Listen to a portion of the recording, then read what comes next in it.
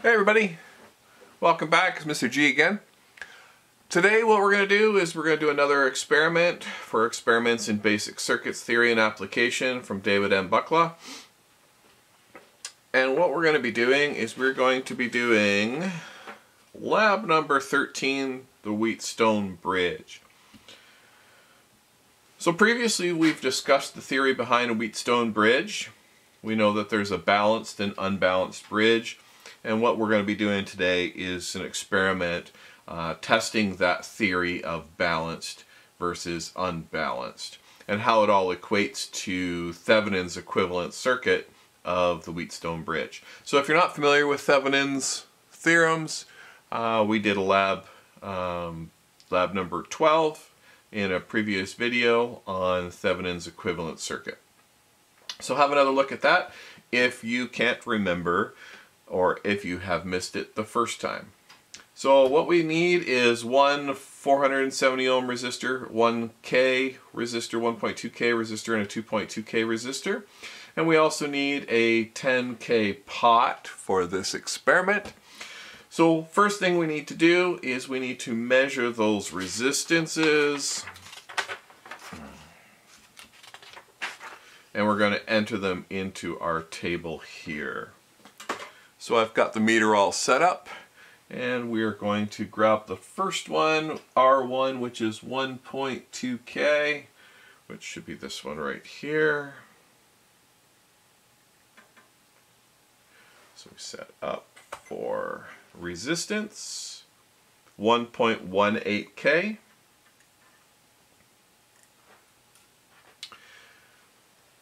Then we have a 2.2K resistor,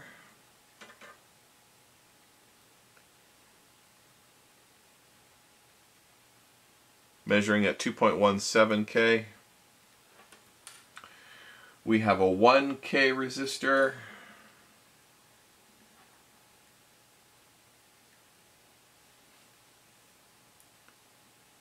which is measuring at 991 ohms. We have our RL, which is a 470 ohm resistor, which is measuring 461 ohms.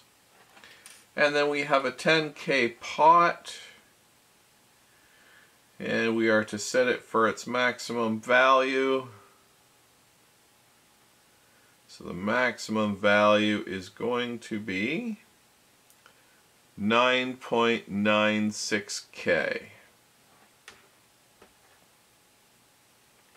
So 9.96K for our pot. So now what we're going to do is we are going to construct our first circuit. So our first circuit is going to be this particular circuit here. Okay, so basically we have a 12-volt supply, and we have the circuit for figure 13-3 with the 4 resistors or 3 resistors in the pot, leaving the terminals A and B open. That's where we're going to be putting our load eventually.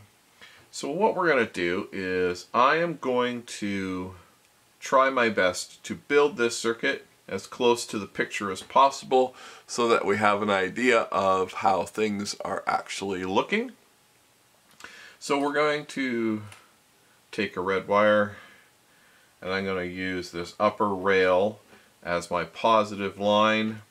I'm going to take this black wire, and I'm going to use this bottom rail as my negative line. And then we're going to put our resistors in. So we've got our resistors. First one I'm going to grab is that 1.2K. So that's that resistor right there. Putting it on the same angle so that when I look at the circuit, it makes it real easy for me to figure out where everything is with respect to the schematic. So I am then going to utilize, again, the top rail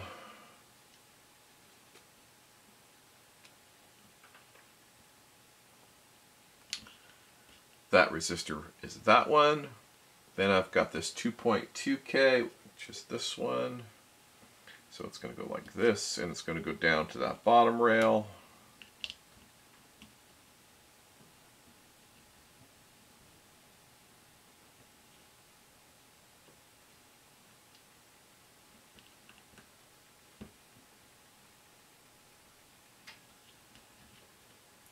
So that's that one. And then I have the pot. So what I'm going to do is I'm going to put the pot in place here.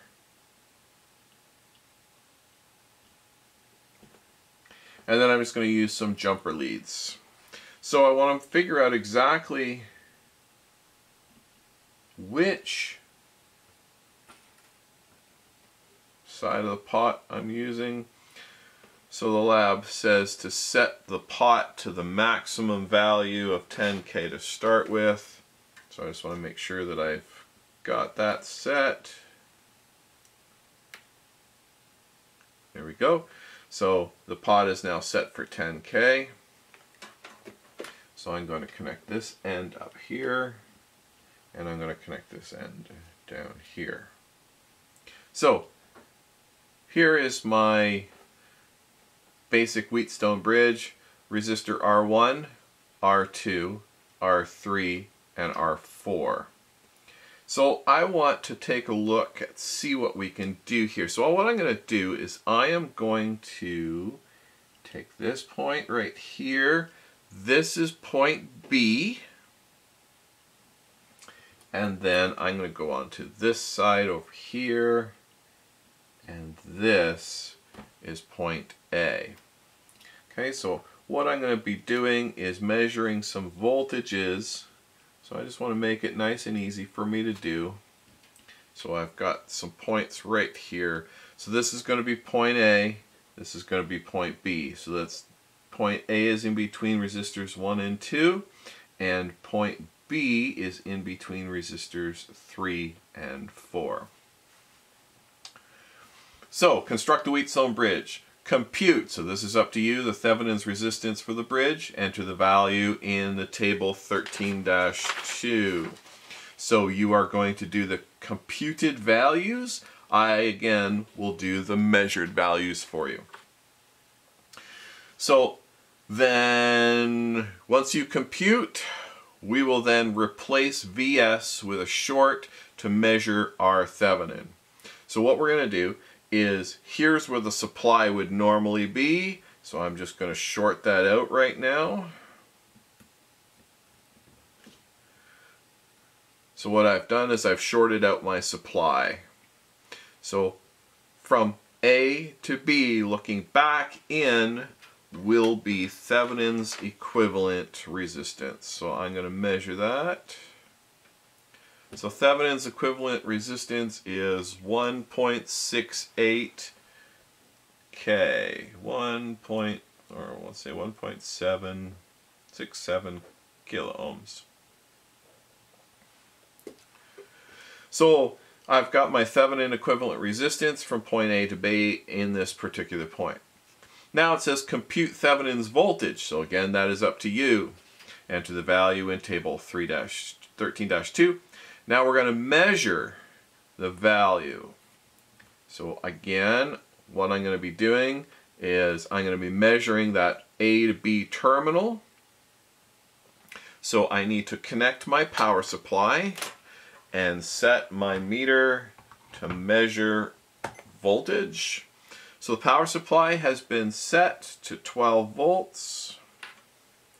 So I'm going to now connect the power supply, and my value of Thevenin's voltage is minus 3.14. So minus 3.14 volts. So the reason it can be negative is because on a bridge system, depending on which point is bigger, A or B, you will end up with either a positive or a negative value. So right now I am looking at this. The way this sits, because I'm getting a negative value, then that means that point B must be a higher voltage than point A. So I put my red probe on A, my black probe on B, and I am measuring a negative value, so that means that B must be larger than A in the unbalanced bridge. So, the negative side basically has drawn on top. VB is greater than VA, so all said and done, everything is good. So what you're going to do is you are going to put those values into here, V Thevenin, R Thevenin.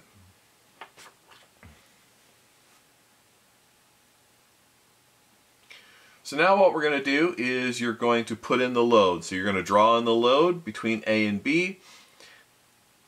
So now we're going to place the resistor across terminals AB and measure the voltage in this unbalanced condition. So I know that these 2 points are right here are A and B. So what I'm going to do is I am going to put my resistor in between those 2 points. So this is the 470 ohm resistor. I'm hoping that my resistor will reach all the way over. Yep. There we go. So now I've got my resistor in the unbalanced bridge. So I've placed that load across AB, and I'm going to now measure the voltage of VL. So here is the value of voltage, VL, and that value is minus 6.82 volts. So that's VL.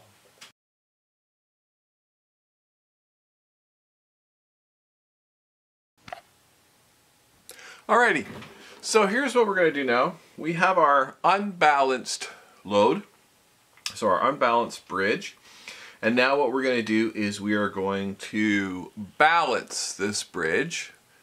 Now when we come to a balanced Wheatstone bridge, that means the voltage across the load is 0 volts. So right now we have minus 6.8 volts.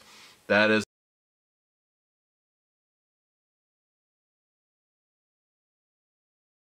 what I'm going to do is I'm going to balance this bridge. So I'm going to adjust the pot until we get to 0 volts across the load. Now this might take a second or two just to get it close. That's not bad. Let's try a little bit more, see if we can get it. There we go, almost perfect. Look at that. So we are now in a balanced bridge configuration. So that means point A and point B have the same potential. So therefore the voltage across the load is 0. So we're going to go ahead and you're going to fill in table 13-3. So we got the voltage across the load is equal to 0 volts. So now what I'm going to do is I'm going to remove the load. When I remove the load, then the voltage from A to B will be Thevenin's equivalent voltage of the balanced load. So there's the balanced bridge. So again, that's theoretically 0 volts. So 0 volts for Thevenin's, 0 volts for the load resistance. Or sorry, so the voltage across the load. So now we're going to try and find Thevenin's equivalent resistance for the circuit. So again, we need to remove our power supply, create that short circuit, and then we're going to measure resistance. So what we've got here is 1.4 kiloohms. So 1.4 kiloohms is Thevenin's equivalent for a balanced bridge. So this balanced bridge, Thevenin's equivalent voltage is 0. Thevenin's equivalent resistance is 1.4 K, and the load across the resistor, or the voltage across the load resistor, is 0 volts. So now what you have to do is you've got some computed values you have to do to compare, and you also have some circuits to build, or circuits to complete. And then we have evaluation and review questions. There are 6 of them in this lab. So that completes experiment number 13 on the Wheatstone Bridge. Hope that helps. And everybody, please take care, and we'll see you again next time.